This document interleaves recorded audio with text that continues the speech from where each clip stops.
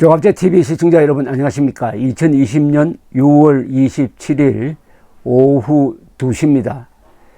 작년 말에 트럼프 대통령이 우크라이나 스캔들에 휘말려 가지고 탄핵 소추 위기로 몰리고 있을 때 존 볼턴 전 안보보좌관이 회고록을 쓰기 위해서 원고를 마무리해 가지고 백악관에 검토를 요청했다는 기사가 들어왔습니다. 저는 그 순간부터 이게 크게 터지겠구나.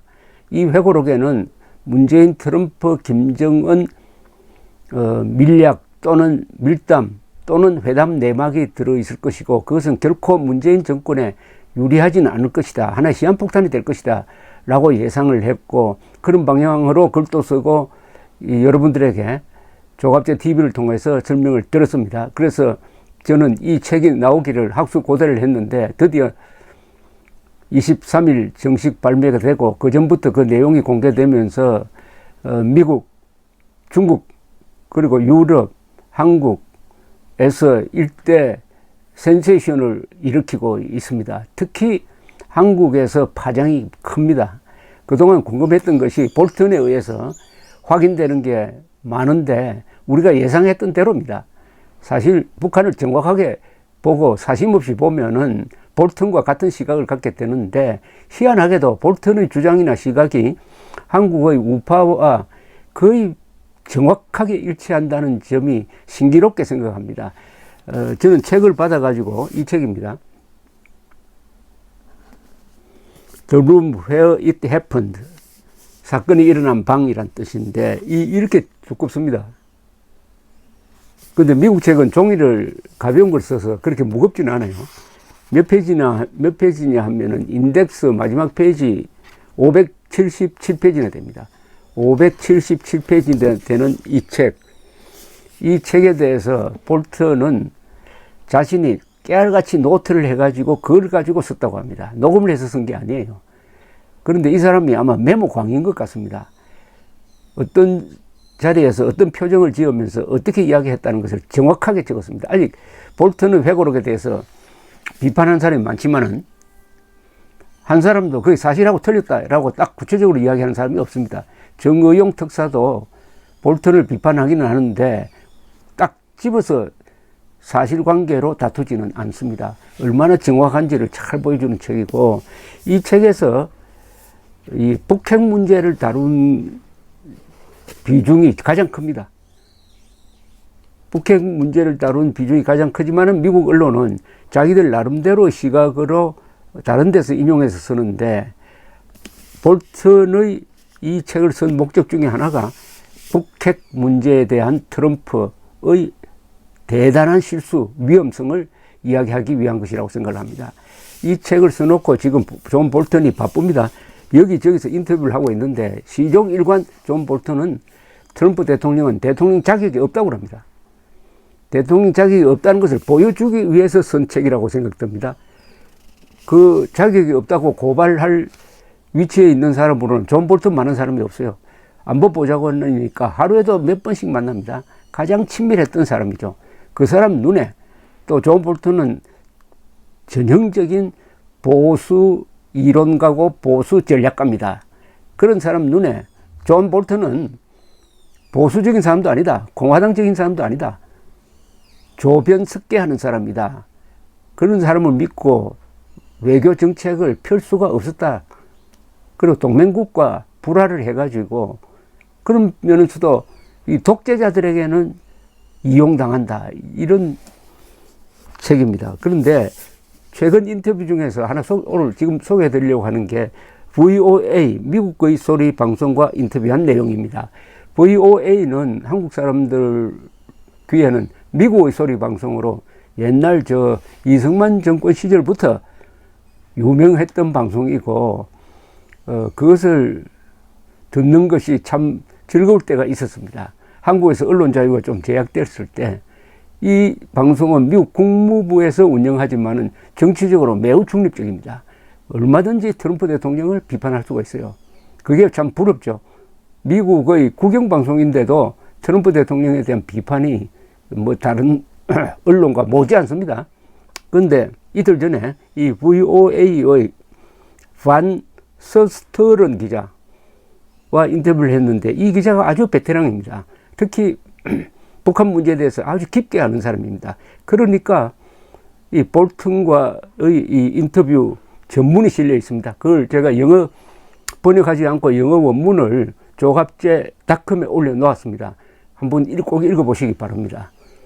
그걸 읽으면서 가장 심도 있는 인터뷰라는 생각이 들었습니다. 거기서 제가 몇 가지 요약을 해서 여러분들에게 설명을 해드리겠습니다.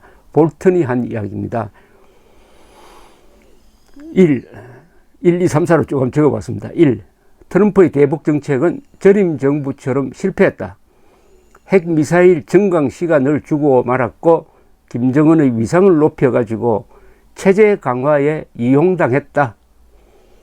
2. 싱가포르 회담을 하겠다는 결정이 실패의 시작이었다. 즉 2018년 3월 초에 정의용 특사가 와서 김정은이가 핵을 포기하기로 했다라는 말을 듣고 즉석에서 5월 중에 만나기로 했다라고 이야기했을 때, 즉 즉흥적으로 이야기했을 때 그때부터 북핵 회담은 어긋나기 북핵 정책은 어긋나기 시작했다. 결과적으로는 전쟁 실패했다. 이렇게 정리가 됩니다. 3. 트럼프는 푸틴, 시진핑, 김정은, 마두로, 에르도안 등 독재자들에게 약하거나 이용당한다. 반면 동맹국과는 불화하고 동맹국 지도자들을 싫어한다. 4. 트럼프는 싱가포르 회담을 앞두고 준비가 되지 않았지만은 사진 찍는 것밖에 신경 안 썼다는 겁니다. 김정은은 준비가 잘 되어 있었다. 그래서 싱가포르 회담은 북한식으로 되고 말았다. 이런 이야기입니다. 5. 트럼프의 즉흥적 한미군사훈련 중단이 가장 큰 실수였다. 아무하고도 상의하지 않았다. 김정은에게 바로 그 선물을 줄 때 바로 옆에는 켈리, 폼페오, 볼튼이 앉아 있었는데 묻지도 않았다 이겁니다. 6. 트럼프는 보수적 공화당적 철학이 없는 사람이다. 7. 미국의 안전에 가장 위협적인 존재는 이란이 아니고 북한이다. 이게 아주 중요한 메시지 같습니다. 이란은 아직 시간이 있지만은 핵 개발을 하려면은 북한은 이미 핵무장국가가 된 판이다. 이제 시간이 없다는 겁니다. 8. 북한의 핵은 체제 유지용이 아니고 공산통일용이다. 이것도 한국에서 많은 논란이 있는 점입니다. 체제 유지를 위해서 수비용으로 한다가 아니고 공산통일로 가는 길을 열기 위해서 핵미사일을 개발했고 이것과 남한의 종북 세력을 연결시키면은 한반도 전체를 주체사상화할 수 있다라고 믿는다는 거죠. 존 볼튼도 같은 생각입니다. 9. 김정은 체제는 겉으로 보기보다 취약할 것이다. 무너진 다음에야 아이고 이 나라가 이렇게 형편없었구나 라고 생각할지 모른다. 그래서 흔들 수 있는 방법이 있다. 군사적 해결책은 적당하지 않지만 김정은의 약점을 파고들어 흔들어야 한다. 2,500만 명을 가둔 수용소가 있는데 김정은의 적이 없을 리가 없다. 한국엔 김정은 지도부를 파괴할 수 있는 방법을 아는 사람들이 있다. 10. 대북 제재는 대북 무드로 해서 그러니까 대화 무드. 김정은과 트럼프가 만나기 시작하면서부터 대북 제재는 느슨해졌다. 구멍이 생겼다. 이런 이야기입니다. 11. 문재인은 3자 정상회담을 간절히 원했다. 이건 성사되지 않았습니다. 12. 나는 싱가포르 회담이 실패할 것임을 확신하고 있었다. 북한의 수법을 잘 알기 때문에. 13. 김정은과 트럼프가 같이 사진을 찍었다는 게 김정은에게 준 가장 큰 선물이다. 아시아 지도자들 모두가 그렇게 생각했다. 즉 김정은이를 아주 위상을 드높여가지고 북한 체제를 딱 장악하는 데 도와줬다는 겁니다. 일종의 이적 행위를 했다는 겁니다.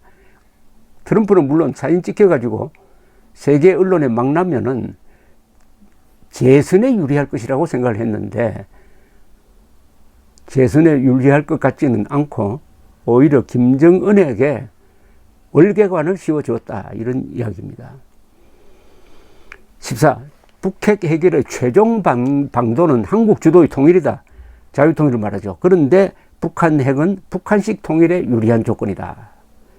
15. 북핵에 대하여 빨리 행동하였더라면 늦게 대응하였을 때보다 대가가 비싸지 않았을 것이다. 그러나 지금도 시간이 있지만 매우 짧다. 시간은 북한 편이다. 16. 트럼프는 주한미군에 대하여 애정이 없을 뿐만 아니라 나토에 대하여도 적대적이다. 주변에서 설득하지 않았더라면 나토 탈퇴를 선언할 뻔했다. 참 소름 끼치는 상황입니다. 나토, 한미동맹, 그리고 미일동맹, 그리고 한미일 삼각동맹체제, 이게 미국이 세계의 자유를 지키는 거대한 시스템입니다. 그런데 나토에서 탈퇴하고 한국에서 주한미군 철군시켜 버리겠다는 충동을 가지고 있는 사람이 트럼프라는 이야기입니다. 17. 푸틴은 트럼프를 갖고 놀 줄 안다. 18. 나는 트럼프를 찍지 않을 것이다. 이번 재선에서 바이든도 그렇다고 찍지 않을 것이다. 19. 트럼프는 변덕이 심하여 부하들이 제대로 정책을 추진할 수가 없다. 그는 매우 위험하다. 20. 김정은은 영리하고 자신만만하다. 트럼프를 요리할 수 있을 것이라 생각했고 하노이에 그 전략으로 나왔다가 하노이에서는 실패했다. 왜 실패했느냐? 트럼프를 옆에 딱 있던 볼턴, 그때는 폼페오, 이런 사람들이 김정은이가 가지고 온 영변 핵 폐기와 제재 해제를 맞바꾸자는 것을 딱 거절했다는 겁니다. 하노이 회담 결렬, 이게 이 책에 나오는 존 볼턴의 가장 큰 업적인 것 같아요. 하노이 회담 때 트럼프가 속지 않도록 옆에서 보좌를 잘 해가지고 그 뒤부터는 주도권이 오히려 트럼프에게 넘어오고 김정은은 그 수모를 견디지 못해가지고 지금까지도 아주 화를 버럭버럭 내고 있습니다. 이런 상황을 쭉 정리를 하면은 존 볼턴이 참 고맙다는 생각이 듭니다. 존 볼턴도 지금 대북 정책에 관한 한 한국은 50대 50으로 딱 나눠져 있다라고 이야기를 합니다. 존 볼턴의 시각이 미국을 대표하는 보수 정치 외교관의 시각과 일치합니다. 트럼프는 보수의 얼굴을 한 뭐라고 해야 될까요? 보수의 얼굴을 한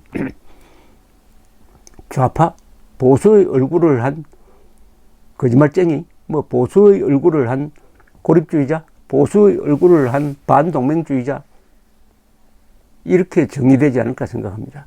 감사합니다.